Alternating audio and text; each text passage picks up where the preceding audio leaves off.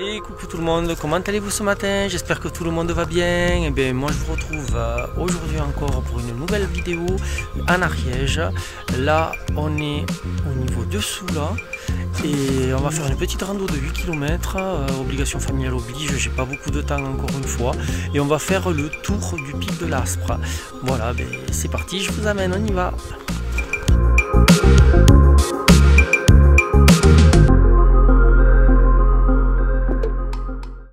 On laisse la voiture derrière nous sur un petit parking à l'entrée du village. Et après avoir traversé les quelques rues du village, là, on commence à grimper sur cette piste. Alors aujourd'hui, j'innove parce que j'utilise l'application Decathlon pour me guider sur cette sortie. C'est totalement dépaysant. Quand on a l'habitude d'exporter le GPX et de l'avoir sur la montre, là il faut marcher comme un guignol avec son téléphone dans la main.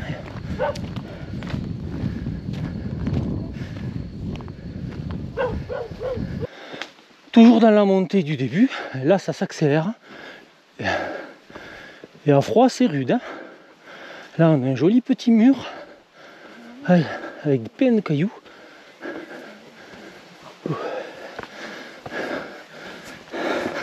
Hop.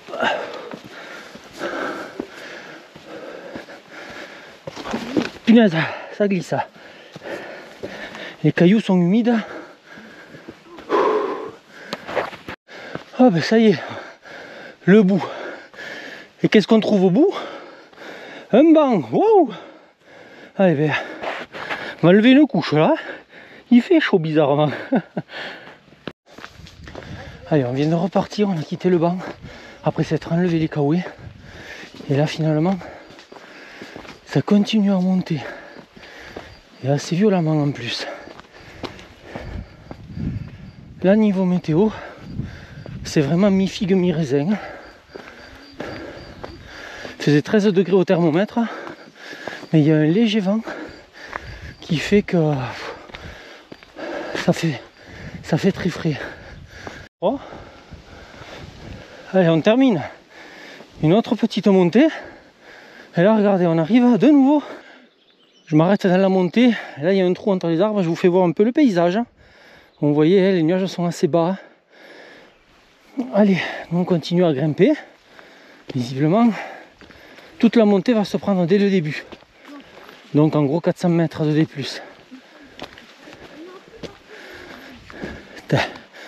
Regardez là, il y a un autre point de vue.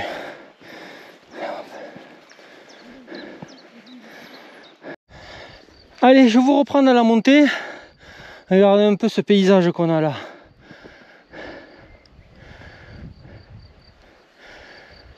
C'est vraiment très beau. Les nuages cachent un peu les montagnes, mais ça reste très beau. On est toujours dans la montée. Par moments, il y a des jolis passages comme ça.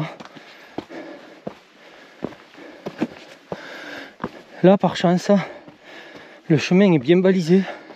C'est du jaune.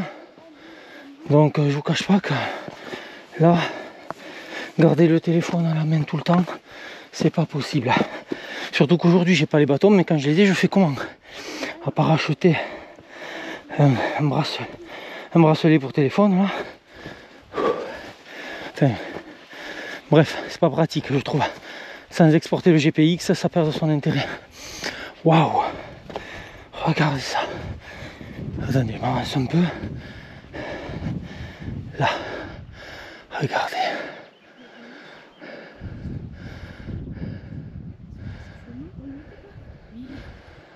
C'est vraiment magnifique.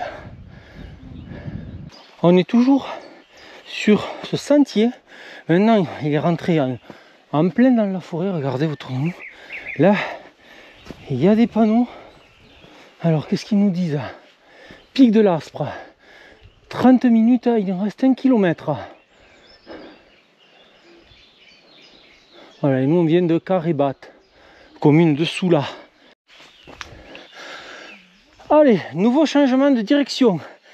Là, le panneau il dit qu'on est au clos des Bucs, 840 mètres. Col de Port, PA et Foix, c'est par là-bas. Et on dirait qu'il y a un panneau routier, on doit rejoindre une route, on dirait. Mais nous, Pic de l'Aspre, on suit GR107, GR367. Allez, c'est par là. Et là, le téléphone vient de biper et une voix est sortie du téléphone. Alors ça, en fait, c'était l'application, la personne qui a créé la trace, sûrement, a enregistré un texte à un point précis. Et quand on est passé sur ce point précis, son audio s'est mis en route automatiquement via l'application. Et donc, elle nous a raconté un peu qu'on est sur le chemin Qatar qui fait 250 km. Il part 2 fois jusqu'à Port-la-Nouvelle. Il passe par les citadelles du Vertige, que je connais bien, Quéribus, Pertuse, tout ça. Et en fait, très intéressant, quoi. Ce point-là est vraiment pas mal sur l'application. Très sympa. Au panneau, là on est aux Pêches de Soula, altitude 890. Et là, ça nous dit qu'il faut partir à gauche alors que le pic de l'Aspre est à droite. Je comprends pas bien, mais bon, on va suivre la trace, mais il y a la croix jaune sur l'arbre. Ah, mais ça fait un détour, les deux chemins y mènent en fait, d'après le plan. Vous voyez, d'après le plan, on va suivre le bleu, mais celui qui part à droite, il fait ça, et il arrive là, au même endroit. Mais peut-être que la montée est plus dure, j'en sais rien. Bon, écoutez, on va suivre la trace pour le moment. Je connais pas bien ce secteur, donc on va suivre le guidage. Vous voyez ce que je vous disais, l'application par moment est bip quiz. Et là c'est un quiz. Dans ce sous-bois austère sans trop de végétation, herbacée. Oh ben hop, j'ai pas eu le temps de voir. Ça va trop vite. Allez, on continue. Après avoir regardé la cartographie, en fait le sentier qu'on suit, il est beaucoup plus calme au niveau des plus. L'autre qui partait tout droit, il allait être beaucoup plus pentu. Vous voyez, le guidage là, il va y avoir un changement de direction, vous allez voir comment c'est foutu. Tournez à droite.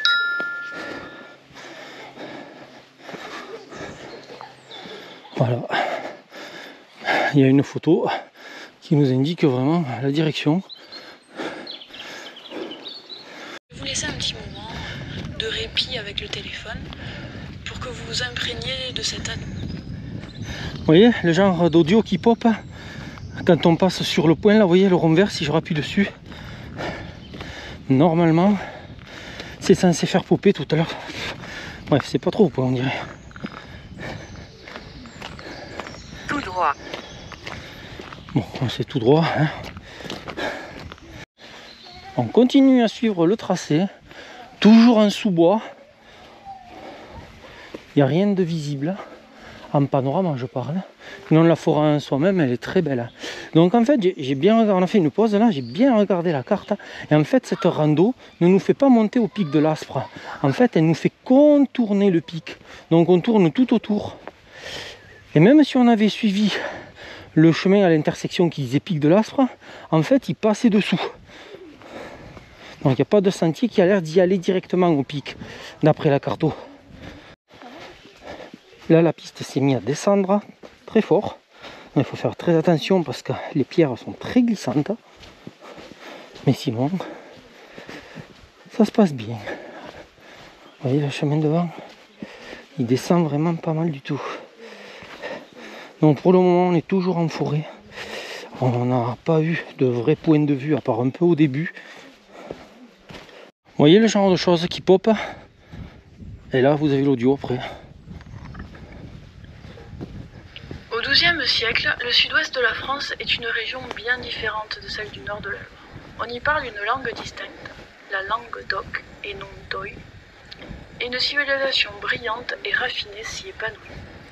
Se déplaçant de château en château, les troubadours, poètes...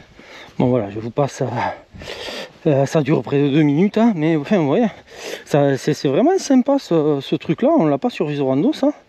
Je trouve que c'est un petit plus pour ceux qui se baladent et qui veulent avoir des infos un peu plus comment dire, précises sur l'endroit où ils sont, des infos historiques. Hein. Après, je sais pas si c'est toutes les traces qui font comme ça. C'est la première fois que j'utilise l'appli Decathlon. Mais, ou alors si c'est cette personne-là qui a fait cette trace et qui s'est donné tout ce mal. En tout cas, si c'est ça, bravo à elle. C'est vraiment très sympa. Regardez, là, à travers les arbres, on commence à voir un peu. On est sorti du sentier forestier pour prendre cette grande piste-là, carrossable. Et du coup, la vue se dégage un petit peu. Tenez, là, on voit un peu mieux, là. Regardez ça, c'est joli. Regardez le panorama qui nous fait face. Cette piste, vraiment, elle est sans grand intérêt, mais au moins, elle nous offre vraiment un très beau panorama. Là, on a de plus en plus la vue dégagée sur les montagnes en face. C'est vraiment très agréable. Bon, il y a les nuages qui masquent un peu les sommets, donc on voit pas grand chose. Regardez. C'est très beau. Hein. Cette vallée dessous là, elle est magnifique. Le temps est en train de tourner. Le vent augmente. Les nuages noirs sont au-dessus de nous. Je ne serais pas étonné qu'on finisse par prendre la pluie. La piste vient de nous amener en bordure de ces maisons. Ça a l'air d'être un hameau ou un truc comme ça. Mais je ne saurais pas vous dire le nom. Maison en ruine. Ça n'a pas l'air super habité. Si, il y a un petit chien qui vient vers nous. Ah ben oui, voilà, le cœur de ville est un peu plus par là-bas. Et recoucou tout le monde. Et bien du coup, voilà, on s'est trouvé un petit coin pour pique-niquer. On n'est pas loin du village, mais comme là, ça allait être compliqué, on s'est quand même arrêté devant un joli point de vue. Et puis voilà, on en a pour à peu près 10 minutes et puis on repartira. À tout de suite. On repart. On traverse la route et on va aller chercher le sentier qui est juste ici. Et on a un tracteur derrière qui nous poursuit.